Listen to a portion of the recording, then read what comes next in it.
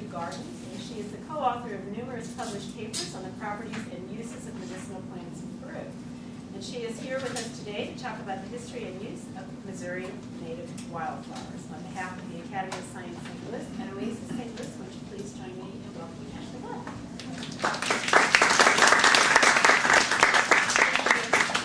Is it possible to turn off just the front lights? Yeah. It's more important to see my slides than to see me. Is that okay with everyone? Okay, can everyone hear me? Yeah. Great. Yes, my name is Ashley Glenn. I'm really happy to be here to talk to you all. I am an ethnobotanist. I work all over the world, studying with healers and shaman and community leaders and elder councils. But one thing I really love, especially after doing this work for as long as I've been doing it, is to focus on my own backyard. I'm born and bred here, and it's really easy to go into the Amazon or to Central America or to the high Andes and see the beauty there, and to see the reason why it's important to save it and the reason why it's important to keep that knowledge around. But in turning my focus back to my hometown, I've realized that we have a really rich and beautiful history here. We have amazing wildflowers and meadows and rivers in Missouri, and there really is a rich history that's worth paying attention to here. So I'm always happy to talk about the culture and history of this place. So before I get into talking about the plants in this region, I'd like to give some context on a global scale. So talk about what ethnobotany is and what we do in my field, and kind of the status of this field in the world. So ethnobotany is the study of cultural uses of plants, ethno and botany. This, if you can imagine all the ways that you use plants right now, you're wearing them, they're in your stomach for breakfast. It really covers anything. It's one of the most fun jobs to have because you can really just pick anything in the world and somehow you can connect it to ethnobotany. So you can study food, crops, or wild foods. You can study weaponry. These are poison darts. The darts are made from wood, and the poison themselves are made from plants. We can study even ceremonial plants. This is a shrine on the Ganges River of India. They use marigolds and a lot of other plants in their rituals. For certain functions like clothing, backpacks, this is a palm backpack in Madagascar. This right here is a new species that we found in Peru, Plucanetia wayabambana. I say new species, but people have been eating it there for who knows how long. Really hot. What did it say again? It's Plucanetia wayabambana. It's also called sacha inchi. You can actually buy a smaller version of this in Whole Foods right now. It's kind of getting its heyday. It's really popular in South America in the markets. But this new species, well, new to science, has a much larger seed with a lot more oils inside. It's a great food for not just eating as a seed, but processing into oil or making into like a sacha inchi butter. And we can also study cosmetics. So this is a cosmetic plant. It's also a medicine, but you can take that red seed and put it on your lips or your cheeks or draw designs on your face. So these are kind of the more traditional aspects of ethnobotany, but we really can study anything. Modern medicine using plants, how cultures change when their plant use when they migrate to a new area. It really covers the whole breadth of the human experience. But we don't just study things. We don't just look at them and write them down. We have to, as scientists, ask a question and try and answer it. So some questions we might ask in ethnobotany are, say, this thatched roof here. People use thatching as roofs all over the world. When do they collect those plants? What plants do they collect? Why do they only collect these plants on Palau? Why do they only do that one time out of the month? Why not do it on the new moon? Why do it on the full moon? These kinds of questions. Does it last longer? Is it just a cultural construct? What do you do when you run out of that palm? What do you replace it with? And is that just as good?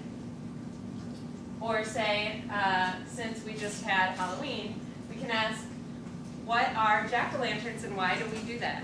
Where did it come from? And turns out it came from Ireland, but they don't have pumpkins in Ireland. At least they didn't when this was invented. It's not powder though. It's a new world plant. So where did it start with? This is actually a prototypical Irish jack-o'-lantern made with a turnip. So you can see it kind of has darker roots than these cute little jack-o'-lanterns our kids make now. And we can study things like medicine. This is an Echinacea specimen right here. This is an Herbarium specimen like we have at the Missouri Botanical Garden. How did we learn about Echinacea? Who has used Echinacea in the past? How did it get into our modern shelves at our health food stores? How many people use it now? Are they using the right species? There's so many species of Echinacea, and they're all very similar. And if you're using the wrong species, how does that change your healing experience? And as you can see here, this is a really popular Echinacea on the market. Echinacea is one of the most popular herbs on the shelves of our modern health food stores. Often sold with golden seal, which is, at this point, extremely threatened with extinction. In America, there's lots of poaching. Price has gone up because it's gotten more rare, which means people are more eager to break the law to get this, to put it into the market. So how does the market play into the populations of golden seal in the wild? And what can we as ethnobotanists do to educate and to bring more data into that, saving it and the argument of whether or not you should use it?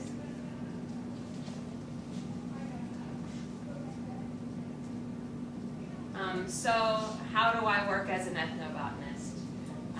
It's a lot of travel. I'm traveling just about as often as I'm not. A lot of it is very rugged. This is part of a 1-month expedition we did into where the Andes in South America dip into the Amazon. There's a lot of new species to be found out there. There's a lot of knowledge about plants that is in pockets around the world that is easily lost because it's held by so few people. So a lot of my job is talking to elders. I probably don't have to convince you all that the older you are, the more you know and the more valuable your knowledge is. So most of the time I'm talking with elders, elder councils, older healers. I like to think I just have a collection of grandmothers around the world. So I would go into a market and ask people what they're selling, where they got it, what the price is, things like this. Working with healer groups and weavers. How do you make these dyes? How do you weave this yarn? Where does this market go? This is a part of a big project that we have in Madagascar. We have about 50 employees, most of them Malagasy, including my coworker here, Armand, interviewing a village, putting out all the plants that he's talked about in interviews so they can actually touch things and we can make sure that they have the correct plant. They're not just saying the common name, but they're actually pointing to a plant and saying this is what we use, which gives us better data.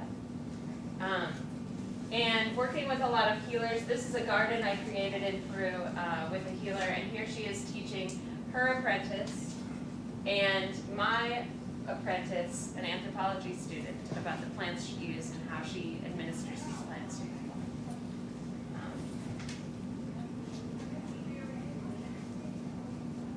And a lot of botanical collection. So one thing to keep in mind, I'm going to kind of pepper my talk with kind of the methods that we use. It's not acceptable in ethnobotanical studies to talk about a plant by common names only, or to just talk about them and write them down. it's important that if someone wants to go back over my notes and my publications and verify what I've said, because in science we don't take anyone's word for it. Whenever I talk about a plant in a publication or document the use of a plant by a healer, I actually have to take a piece of that plant that they've talked about and make an herbarium specimen out of it, which is the dried piece of plant on a piece of paper with data on who collected it, when they collected it, where it was collected, and any information about how it was growing. Now this specimen gets put into an herbarium and stays there. In our herbarium at the Missouri Botanical Garden, we have the 3rd largest collection in the world. Over 6.5 million specimens, some of them dating back a couple hundred years. So we have things from the 1800s there. And they stay. So if anyone has ever used that for a publication, you can look at where those specimens came from and verify that they were actually talking about the species you think they're talking about. So that we can't, because a common name, as you all know, a common name can be anything. If you say Daisy, we're not really sure that we're talking about the same thing. So a lot of it is actual plant collection to be held in herbaria. And this here is an herbarium specimen. This is Vitus, a wine vine. And this is kind of what we do with them in the field. We take a clipping, we put it between newspaper, we press it really flat, we put it in a dryer. These are usually like homemade plywood and light bulb type of contraptions. And then they're shipped to herbaria around the world to be processed and stored. And then we don't just put this knowledge nowhere. We work with the communities to actually better their situation through our science. There's a long history in biology and botany and anthropology of one-sided giving. That these people who are the foundation and base work of all of my career give me their information and then I just take it.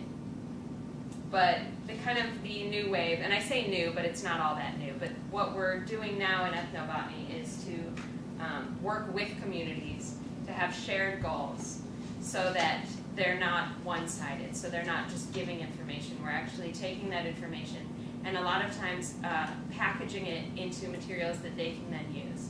So documenting their own knowledge from usually the oldest generation so that it can go back into the youngest generation so that this stays around.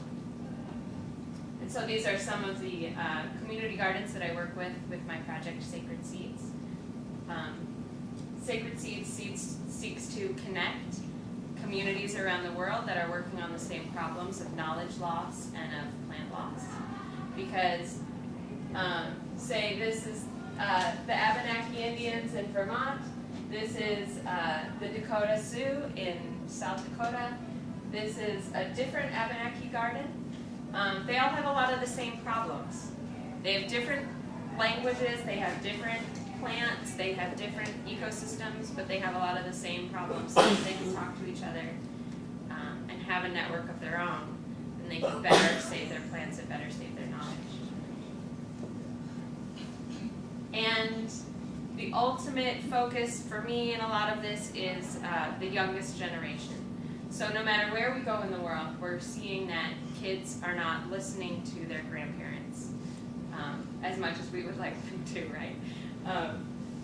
And this is a big problem. I mean, it's a big problem in any family, but when your older generation might be the last speakers of your language or hold the last cures of what's in your forests, especially if you don't have a Walgreens to go to. This is really vital information that keeps your community healthy and alive and growing. And in a lot of ways, a community's traditional knowledge is their identity. So having that be lost with the older generation is really tragic and something that we as ethnobotanists can do something about. So documenting knowledge and giving it back to kids, or actually having kids involved in the process of growing these plants and learning. So through Sacred Seeds, one of the big goals that came out of this, which actually wasn't my goal, but became my goal because it mattered to our elders, was to have all of the plants that they know about and use for medicine or food or rituals and put it in a central place as a community garden. And one of the effects of that is that people who know the most usually are the oldest and have a hard time walking the fields to teach the younger kids about everything. So if you put everything in a central place, then they can just walk up and sit down and tell stories with everything within arm's reach. And this really facilitates intergenerational learning. So that aspect of these community gardens has actually flourished into one of the more amazing parts about it. And then we like to add a little bit of lab science when we can to this stuff. I actually got into ethnobotany after having worked in my undergrad was very heavy lab-based. It was a lot of plant chemistry. We actually looked at molecules a lot more than we actually looked at whole plants. And then I worked in the natural products industry where I realized how much misinformation was out there. So I got into ethnobotany thinking that I was going to be focusing on getting lab verification on all these plants, and that was the most important thing in the world. We've kind of softened that a little, where verification is wonderful. Also, we are not that sophisticated as scientists to understand the complexity of plant chemistry. Plants have thousands of compounds in them.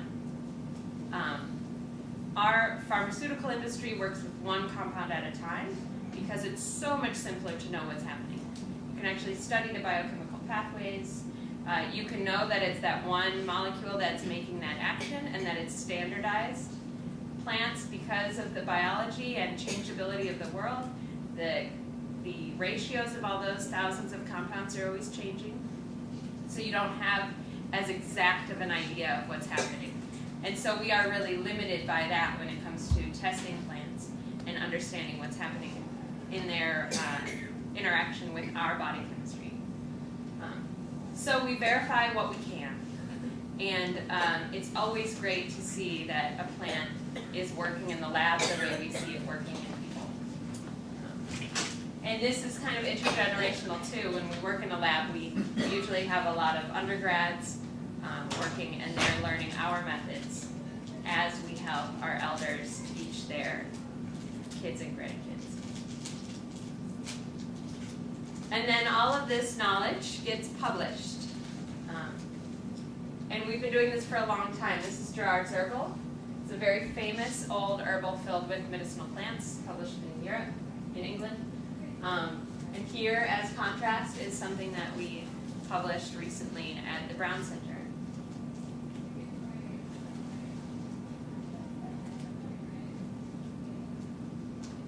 And so, when we work in ethnobotany, we kind of see ourselves as part of this big web of knowledge. So we have the science, we have the lab stuff, we have the documentation of plants, the herbarium specimens. Our elders have their grandmothers' and great-grandmothers' knowledge. They have the experimentation that they've done in the field. Conservationists are working with this.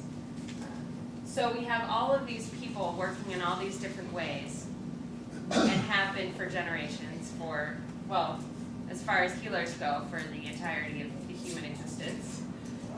And then together we have this huge, all-encompassing and evolving knowledge about plant life on Earth and how to use it. And this overarching collection of knowledge is really what has allowed humans to flourish. This is our survival, really. Our use of plants is maybe the most important thing that we've done as a species. For eating, for medicine, for building. And it kind of depends on little bits of knowledge being collected, preserved, and shared. This is our survival and always has been, and this is going to be our survival in the future. So, you know, now we have metal chairs and we have plastic and we have all these other things, but this is all fairly new phenomenon. Really, our survival depends on keeping this knowledge about plants alive. And this is something that is recognized by governments and the UN and scientific institutions around the world. This is the Global Strategy for Plant Conservation. It's a large policy building group. They have come up with targets for the world, for all institutions and governments to work on to save plant life. Now this is the long list of targets. So you don't have to read them, it's very small. And these ones in red are the ones that hit on ethnobotany. So you can see the importance of this type of work for global plant conservation and for human survival right here. Sustainable management of plants, threatened plant species conserved in their areas, threatened plants held in collections to be available for recovery and restoration programs, crops and wild relatives and other socially economically valuable plant species conserved, indigenous and local knowledge, innovations and practices associated with plant resource maintained or increased, and a focus on communication, education, and public awareness programs. So this isn't something that is just held important by grandmothers and ethnobotanists. This is a global strategy. And so kind of where are we now with this? How important is it? I would say that biodiversity and cultural diversity are in and of themselves linked to each other. So people have been using forests and managing forests and fields forever. The way we approach our lands is a cultural act. These are some horrible statistics. Current extinction rates are 100 to 1,000 times higher than normal background rates. So we are really at a critical extinction period right now. We're losing plants constantly, and we can't get them back. So that's horrible, right? So it's not that one species being lost is going to ruin everything, but the less species you have, the more vulnerable a region becomes, the less easy it is to bounce back. If we lose really important species to an ecosystem, it can change that dramatically. And that loss is even more gripping and important to us as humans when it's a plant that we use. So about 1 out of 5 medicinal plants is under threat. Now, about 80% of people in the developing world use plants for primary health care. That's their medicine. And that's something that maybe we as Americans don't really think about often enough, is that our modern medicine is really not just a flash in the pan historically. We've been doing it for 150, 200 years using conventional medicine. Out of the 20,000 years or more that we've been wandering around using plants. So it's fairly new, but it's also very selective in the world on who gets access to these plants. So we have a Walgreens, we have doctors, we have yoga class, we have acupuncture, we have Whole Foods. A lot of people in the world just have their forest. So if they lose a plant, that's like knocking out a shelf at Walgreens and never getting it back. So this is really crucial, not just as an artifact or not just maybe we'll need it in the future, but this is crucial right now to people who are treating their patients in their town or giving medicine to their children. And we see here, this is a map of plants and languages. We see that diversity of knowledge and diversity of culture really coincides a lot with diversity of plants. So the dark parts are where things are more biodiverse, and the white dots are languages. So you can see the correlation there. And what this is saying to me is where there's more plants and where there's more diversity, there's more cultural diversity. And this is very exciting because there's a lot of plants to know about, there's a lot of plants to use, there's a lot of differences in how people use plants. So kind of the diversity not only of plant knowledge but of strategies that are coded in language and knowledge that is coded in language. So we can use language as a proxy for cultural diversity. Over half of the world's languages are going to be extinct by the end of this century. And a lot of that has to do with elders not having the tools or access to document or share their knowledge. A lot of that has to do with people moving into cities or joining the globalized society and kind of abandoning a lot of their traditional knowledge without documenting it. And that diversity of knowledge about plant use and that diversity of knowledge about ecosystems and strategies is really our safety net as humans.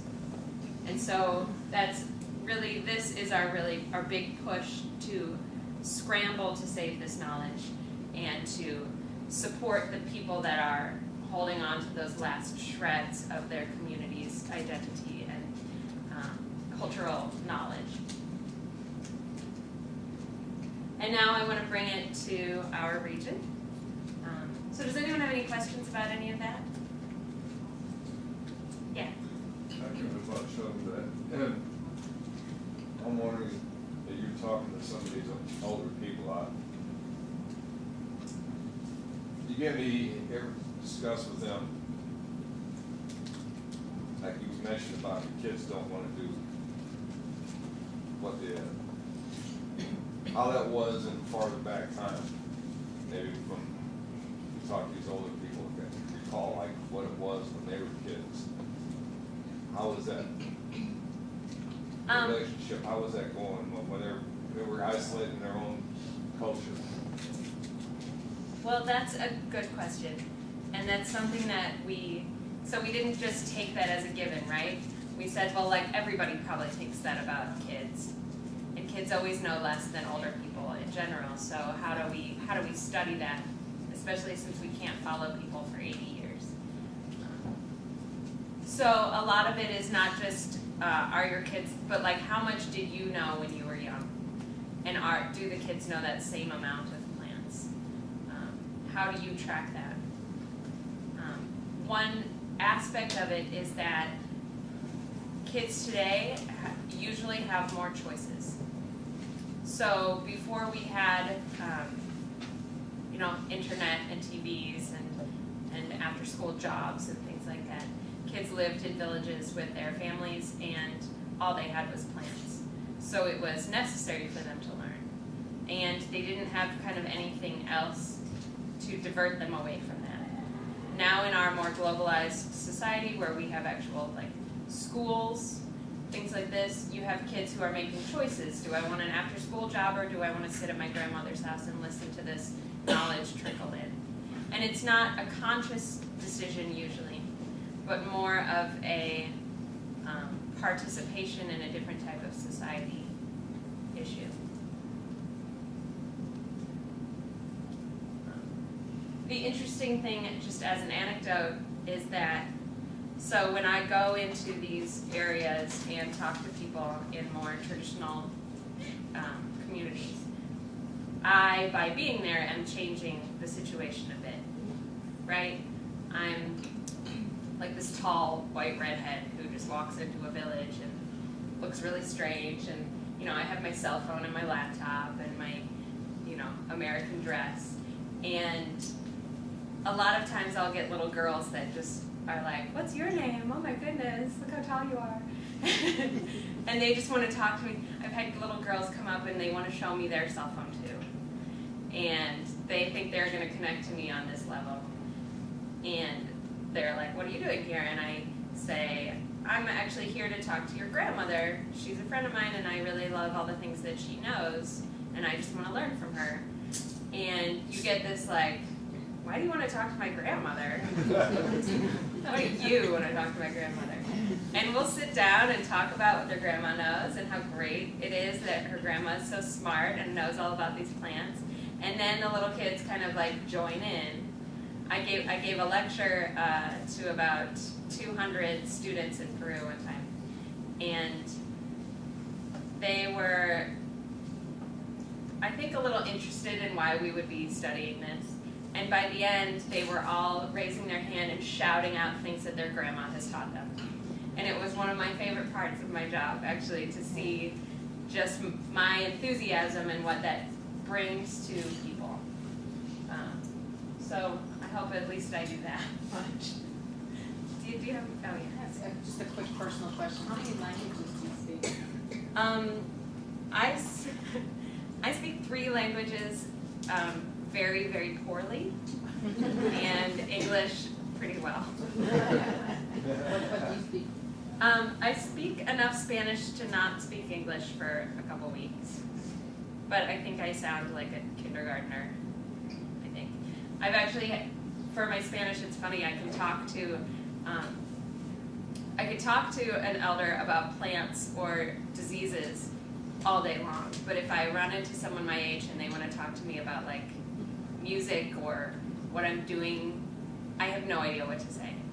So I have a very scientific knowledge of science from reading a lot of publications in science and being interested in that aspect of life. And the same kind of goes for a little bit of Italian and French, but we use a lot of translators, which is a problem because a lot of understanding people's knowledge is understanding the nuance of what they're saying. And so language skills are a huge boon to doing this type of work. If I could have one superhero skill in the world, it would be to understand every language with slang and nuance. I would be the best ethnobotanist in the world. I think. I'd be better than I am. Any other questions? Yeah.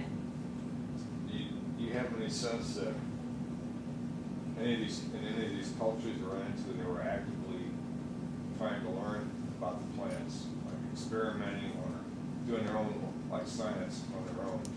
Yes. And that actually is a really important aspect of saving knowledge, is to keep it with the communities, because you can put seeds into a seed bank, and that's great. And you can put knowledge into a book, and that's great. But what that does is it fixes it at a point in time, where neither the plants or the knowledge are adapting when they're in that seed bank or that book. Healers are constantly experimenting. Pretty much every time they find a plant, grow a plant, use a plant, they're evaluating how effective it is, and they're constantly altering what they've learned.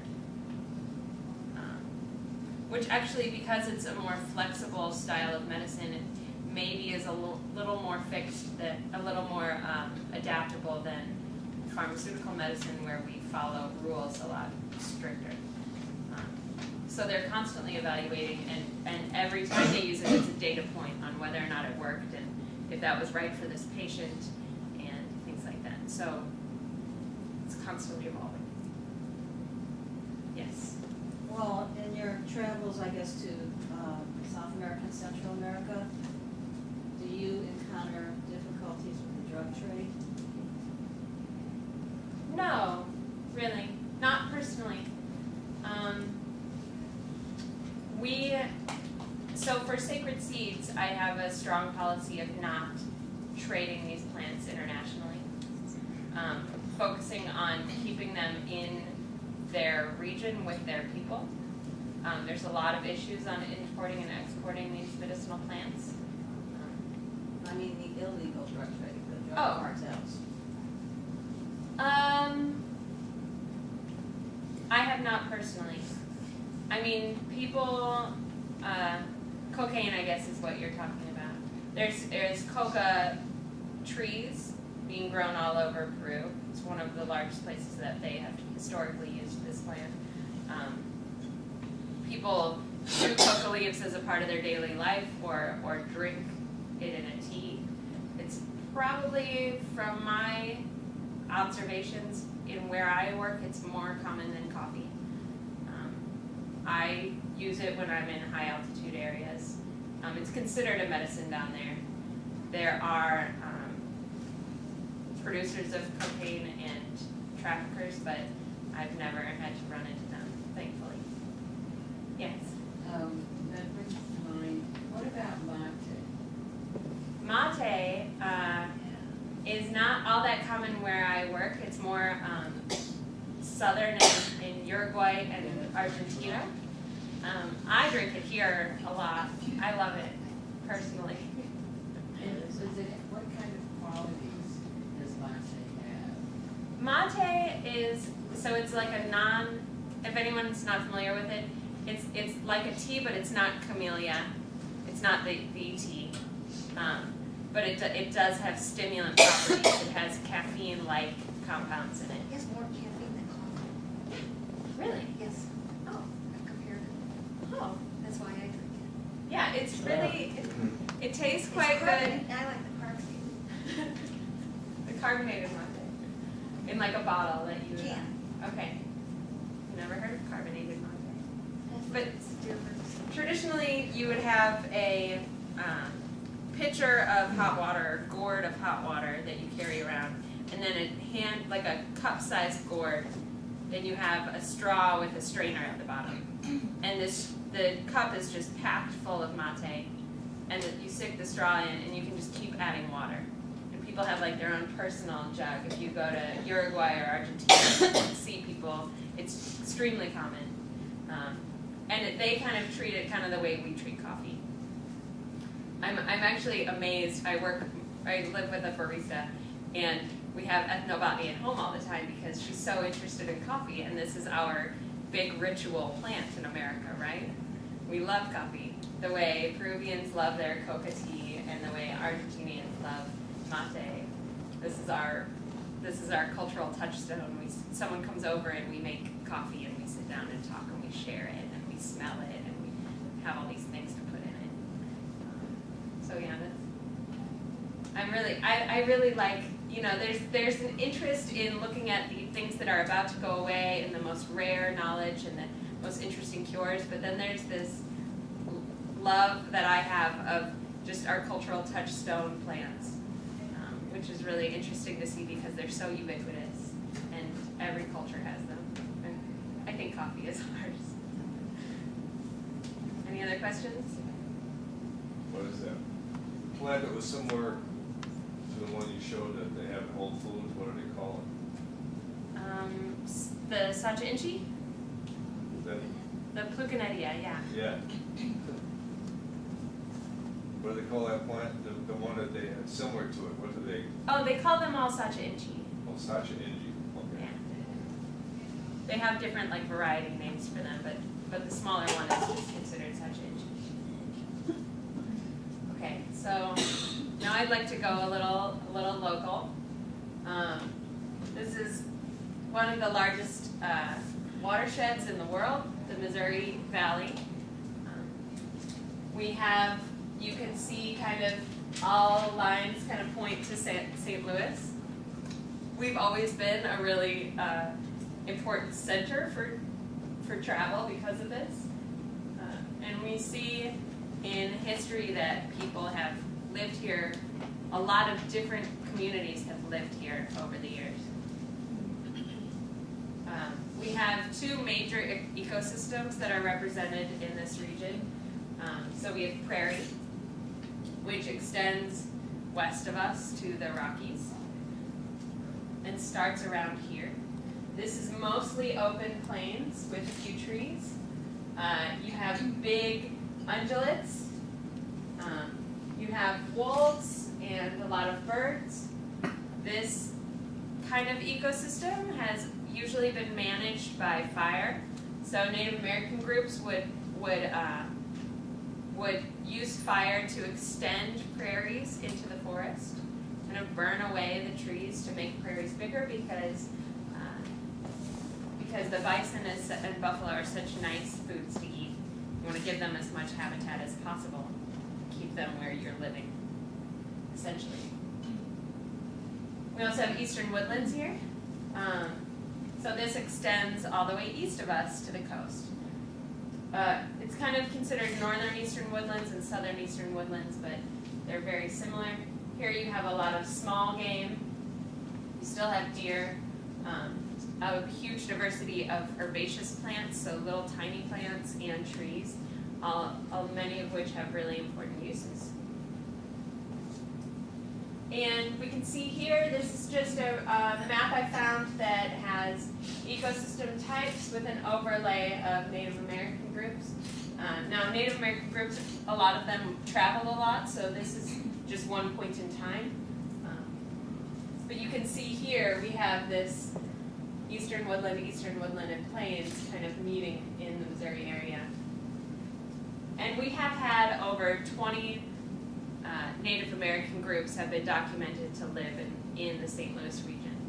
And that's quite a lot. So with all of those tribes, you have different languages, different strategies for using plants, different ways of innovating, and say they come from different regions.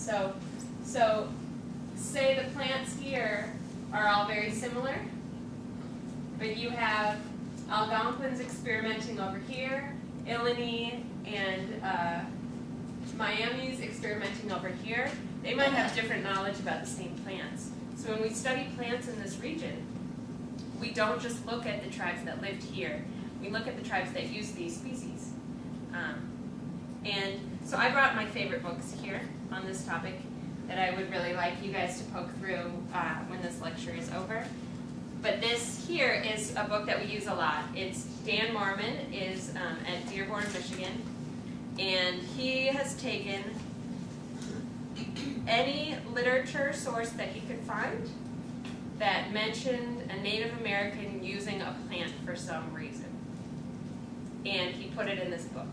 So you can search by plant, and you will just have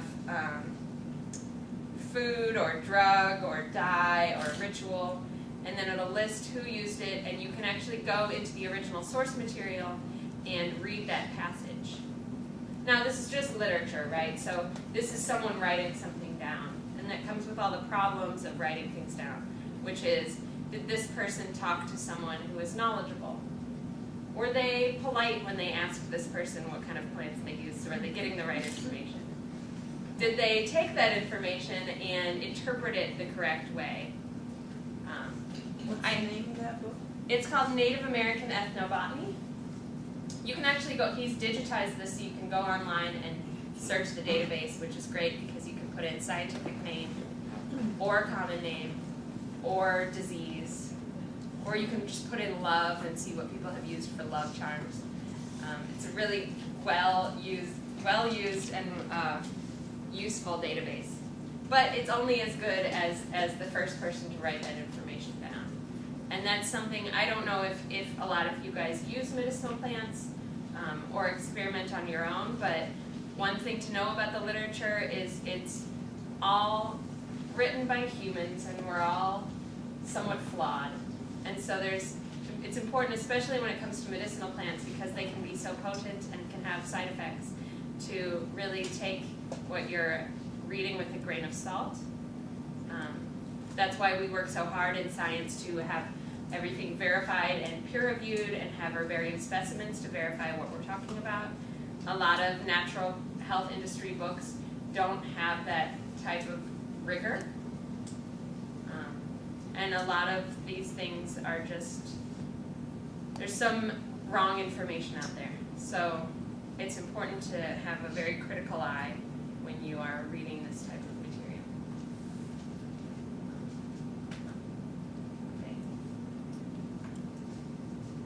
Okay. And I guess that's a good time to talk about the cultural context of this.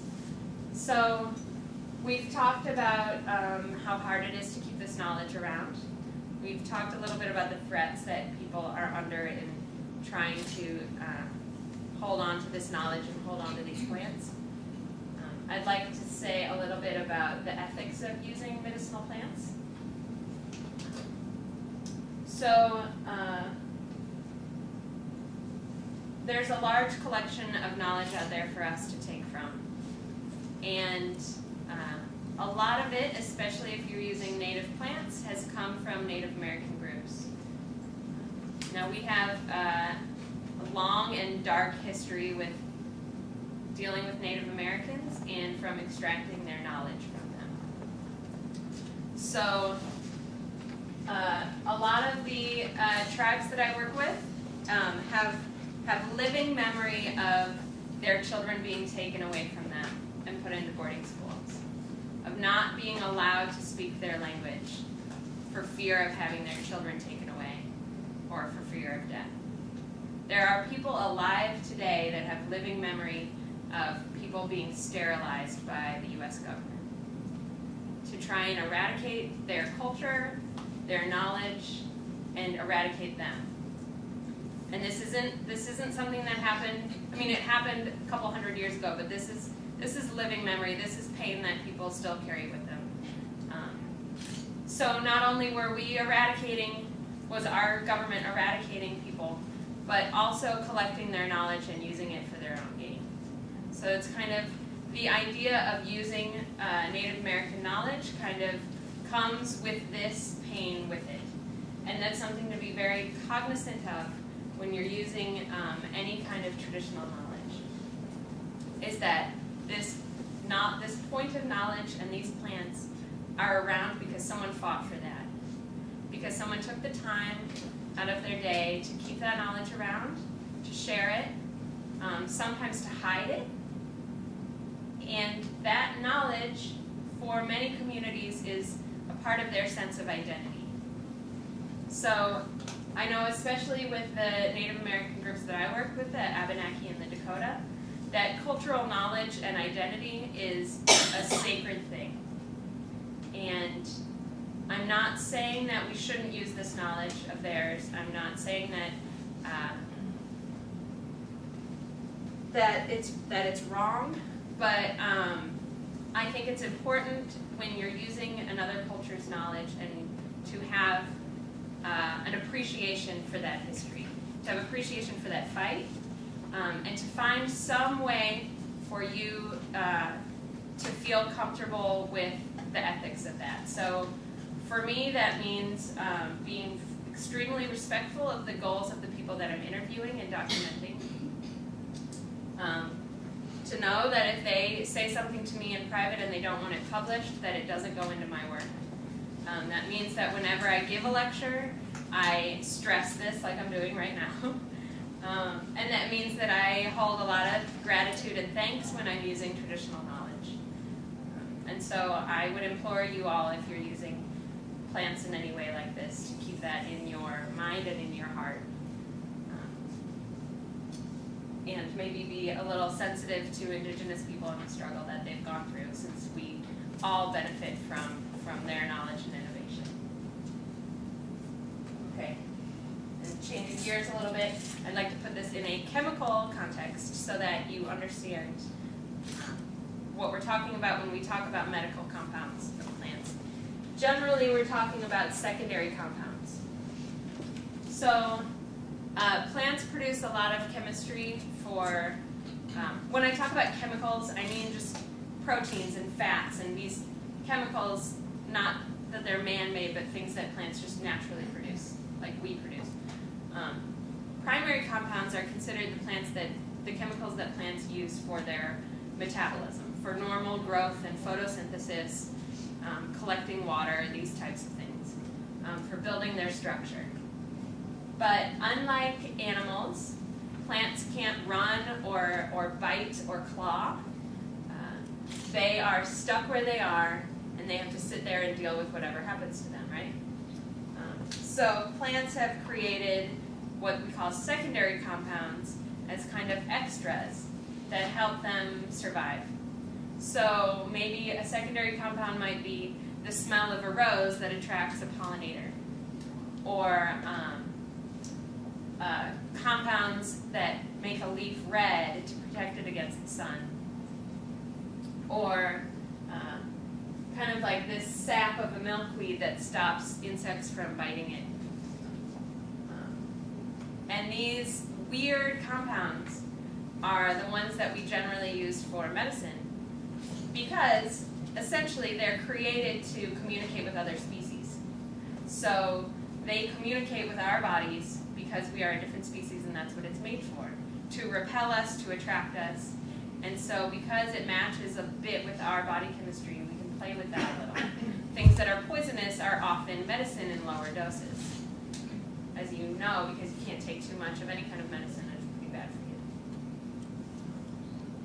And now I want to talk about my plants that I love. So I couldn't talk about all the plants that I love in the Missouri region because there's just too many. Just as an aside, we wanted to turn our native plant garden at the Missouri Botanical Garden into a medicinal garden. So we had native prairie, tallgrass prairie, and shade, Missouri Shade Garden at the Botanical Garden. It's been there for a while. And we thought, we're ethnobotanists, let's have a Native American ethnobotany garden. So a group of us walked through the garden and realized that we didn't even have to change any of the plants, that the vast majority of them had some documented medicinal use out there. That's how good people are at innovating in their forests when they have to. So because we've had so many different tribes using plants that grow in this region, we have, if we collect all of that knowledge, we have tons of knowledge about our backyards. So I couldn't collect it all. And that's why I wanted you guys to look at my books, because there's lots of really good books out there to play with that have not just uses, but a lot of stories too, which is really fun. But I thought that maybe you guys would want to start using plants. So I've picked out the ones that I use the most in my daily life. And these plants are generally safe, they're generally easy to identify, which are two of my favorite things about medicinals that I use. And hopefully they're ones that you recognize. You probably recognize this. You probably have it growing in your yard. This is plantain.